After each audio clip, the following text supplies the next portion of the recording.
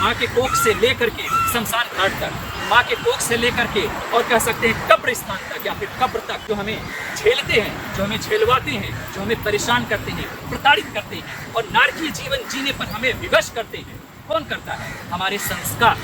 और ये संस्कार एक जन्मों का नहीं है, कई जन्मों की उदिरड़ा है, कई जन्मों की उदिरड़ा होती है, एक जन्मों की नहीं, जो कि सभी जन्मों के जो कलेक्टिव कॉन्शियस है वह आपके माइंड में स्टोर होता है। आप वही आपके माइंड में संस्कार बन के स्टोर होता है और समय समय पर वह आपके माइंड को हैक करता है, आपके माइंड को अपनी गिरफ्त में लेता है, ब्रीद के माध्यम से, श्वास के माध्यम से, और आप हैक्ड हो जाते हैं। अगर आप होश में हैं, आप हैक्ड नहीं होंगे।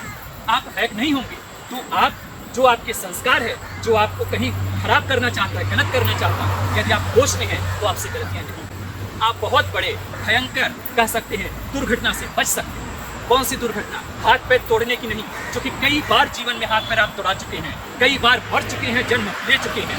मैं कहता हूँ कॉस्मिक दुर्घटना की, मैं कहता हूँ आपके जीवन की दुर्घटना की। ऐसा न समझे कि आपका यह जीवन एक्सीडेंटल हो गया, नहीं, यह वेल प्लान्ड है, वेल प्लानिंग है। तो इस प्लानिंग को समझिए और अपने जीवन को पूर्णतः होशपूर्वक जीने की एक बार शुरुआत करें। मैं फिर से स्पष्ट कर दूं, होश में जीने का मतलब सिर्फ इतना ही है, आप जो भी काम कर रहे हैं उसको होशपूर्वक करने की कोशिश करें, 100% रहने की कोशिश करें। यदि खाना खा रहे हैं तो सिर्फ खाना खाना ही हो जाए, खाने में आप मोबाइल न चलाएं, खाने में आप अपने ऑफिस में मत प्रवेश कर जाएं, खाने में आप अपने क्लाइंट पर मत पहुंच जाएं, खाने में आप अपने लोभ, मद, मोह, दंभ, दर्श, ईर्ष्या, अपमान, घृणा, नफरत इत्यादि ये प्रकार की जो जंजाल है, इन प्रकार की जो जंजाल है, इन जंजाल से न आप बच जाएं।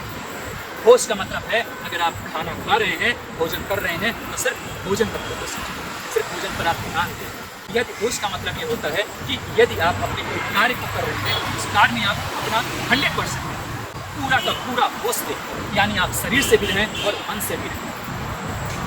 किसी भी प्रकार के कृत्य में यदि आपको ऐसा महसूस होता है कि आप उसमें गिल्ट जैसा कोई चीज़ें महसूस होता, फील होता है, फिर भी उसमें आप रहें। सही गलत का, न्याय अन्याय का चीज़ों को छोड़ दें, जो कर रहे हैं उसको होशपूर्वक करें।